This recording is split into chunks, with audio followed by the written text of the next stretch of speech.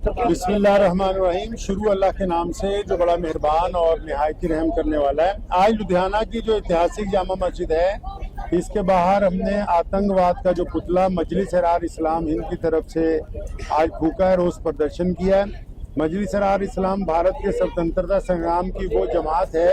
जिसने उस समय भी अंग्रेजों के साथ साथ देश के गद्दारों के खिलाफ एक आंदोलन चलाया और ये कहने की उस वक्त स्पष्ट तौर पर ये कोशिश की कि दुश्मन के साथ साथ गद्दारों से लड़ना बहुत ज़्यादा ज़रूरी है। तो ये जो दहशतगर्दाना कार्रवाइयाँ होती हैं पूरे देश के अंदर, इसमें कहीं ना कहीं भारत के जो बाहर की ताकतें उनके साथ साथ देश के गद्दार भी मौजूद हैं। तो हम ये कहना चाहते हैं कि जो भी लोग गद्दारी करते हैं मुल्क के साथ, उनका रंग और समुदाय या जात और धर्म कोई भी हो सकता है, गद्दार को सिर्फ हम गद्दार ही समझते हैं। इसलिए उनके लिए जीरो टॉलरेंस के ऊपर कड़ी सजा जो है वो होनी चाहिए। और दूसरी बात यह है कि जब भी कोई आतंकी घटना होती है तो बहुत से जो सोशल मीडिया के हैंडल हैं वो ये समझाना चाहते हैं कि शायद इसका इस्लाम से कोई संबंध है। हजरत मोहम्मद साहब सल्लल्लाहु अलैहि वसल्लम ने स्पष्ट रूप से अपनी हदीसों में, अल्लाह ने कुरान में ये बात स्पष्ट तौर पर कही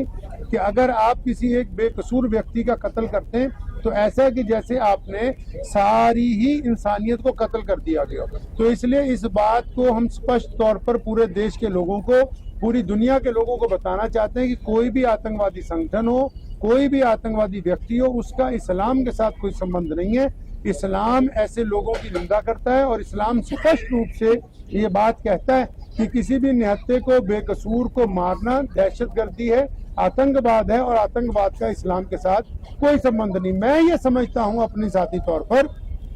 कि जिस तरह ये लोग भारत के दुश्मन हैं, इसी तरह ये कहीं ना कहीं इस्लाम का जो नाम बीच में लेते हैं तो ये मुसलमानों के भी और इस्लाम के भी विरोधी हैं, क्योंकि इनकी दहशतगर्दाना कार्रवाइयों से कहीं ना कहीं इस्लाम को और मुसलमानों को लोग शक की निगाह से देखते हैं। तो इसलिए हम ये जो निंदा प्रस्ताव आज जो पारित किया मजलिस एहरार इस्लाम की तरफ से, उसमें भारत सरकार से तो पहले ये कहते हैं कि जो लोग भी आतंकी कार्रवाई में लिप्त होते हैं उनको सरे बाजार सजा देने का प्रावधान लेके आइए ताकि आए दिन ऐसी घटनाएं जो है वो देश में ना हो। और दूसरी बात यह कि हम सोशल मीडिया को भी ये कहना चाहते हैं कि जो आतंकी हैं इनका कोई धर्म नहीं होता। पीछे एक महीने में जितने आतंकवादी पकड़े गए वो सिर्फ एक समुदाय के नहीं, उनमें अलग अलग धर्मों से संबंध रखने वाले लोग मौजूद हैं, लेकिन सिर्फ अगर बदनाम किया जाता है तो किसी एक विशेष समुदाय को किया जाता है। तो इसलिए ये जरूरी है, मैं मुसलमानों को भी कहता हूँ कि जिस तरह आप बाकी कामों के अंदर बढ़ चढ़ के हिस्सा लेते हैं, इसी तरह आतंकवाद की विरोधिता करना और वो लोग जो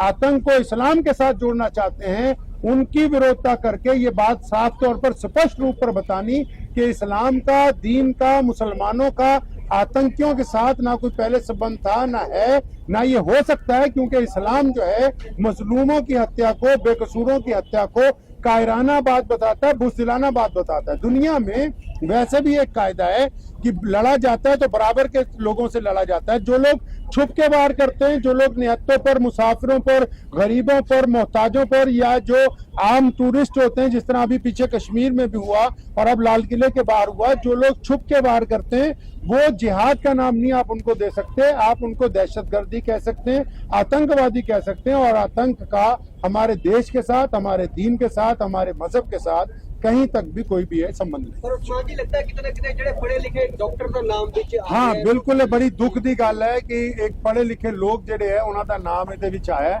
और मैं समझदा कि ये बड़ी सोचण दी भी गल है, विचारन दी भी गल है। और इहदे उत्ते आने वाले समय च कौम नूं भी और सारे धर्मां दे लोकां नूं बैठ के इस ते विचार करना चाहिए कि तुसीं ये देखो जिहड़े भी लोग हुण तक फड़े गए ने ਉਹਦੇ 'ਚ सिर्फ मुसलमान ही नहीं, अलग अलग धर्मां दे लोग मौजूद ने, खासकर हुण कल अपने भी जिहड़े। ते ਇਹਦਾ मतलब ਇਹ है कि ਜਿਹੜੀ ਭਾਰਤ ਦੇ ਮੁਖਾਲਿਫ ਤਾਕਤਾਂ ਨੇ ਜਿਹੜੀਆਂ ਸਾਡੇ ਦੇਸ਼ ਦੇ ਖਿਲਾਫ ਮੁਖਾਲਫਤ ਕਰ ਰਹੀਆਂ ਦੂਜੇ ਮੁਲਕਾਂ 'ਚ ਬੈਠੀਆਂ, ਚਾਹੇ ਉਹ ਸਾਡੇ ਪੜੋਸੀ ਮੁਲਕ ਨੇ ਜਾਂ ਉਹ ਦੇਸ਼ ਪੂਰੀ ਦੁਨੀਆ ਦੇ ਜਿਹੜੇ ਭਾਰਤ ਨੂੰ ਵਿਕਸਿਤ ਹੁੰਦਾ ਨਹੀਂ ਦੇਖਣਾ ਚਾਹੁੰਦੇ, ਜਿਹੜੇ ਭਾਰਤ ਨੂੰ ਵਿਸ਼ਵ ਸ਼ਕਤੀ ਬਣਨਾ ਨਹੀਂ ਦੇਖਣਾ ਚਾਹੁੰਦੇ। ਕਿਉਂਕਿ ਸਾਡਾ ਤਾਂ ਸਾਰਿਆਂ ਦਾ ਇੱਕੋ ਹੀ ਹੋ ਜਾਂਦਾ ਦਿਮਾਗ ਦੇ ਵਿੱਚ ਸੈਟਅਪ ਕਿ ਅੱਛਾ ਜੀ ਉਹ ਫਲਾਣਾ ਇੱਕ ਵਿਸ਼ੇਸ਼ ਧਰਮ ਦਾ ਹੋਏਗਾ, ਲੇਕਿਨ ਨਹੀਂ, ਇਹਦੇ ਪਿੱਛੇ ਅਲੱਗ-ਅਲੱਗ ਤਰ੍ਹਾਂ ਦੇ ਲੋਕ ਵੀ ਹੁੰਦੇ। कुछ ऐसी ताकतां भी होंदियां ਜਿਹੜੀਆਂ ਚਾਹੁੰਦੇ कि ਅਸੀਂ इंडस्ट्री च ਅੱਗੇ ना जाइए, ਅਸੀਂ विकसित ना होइए, ਅਸੀਂ बड़ी ताकत ना बणीए। तो अलग-अलग लोगों ਨੂੰ ਜਿਹੜੇ ਜ਼ਮੀਰ ਫਰੋਸ਼ ਲੋਕ ਨੇ ਭਾਰਤ ਦੇ ਵਿੱਚ, ਉਹਨਾਂ ਨੂੰ ਕਹਿਣਾ ਚਾਹੁੰਦੇ ਕਿ ਜਿਸ ਬਰਤਨ 'ਚ ਖਾਈਦਾ ਹੈ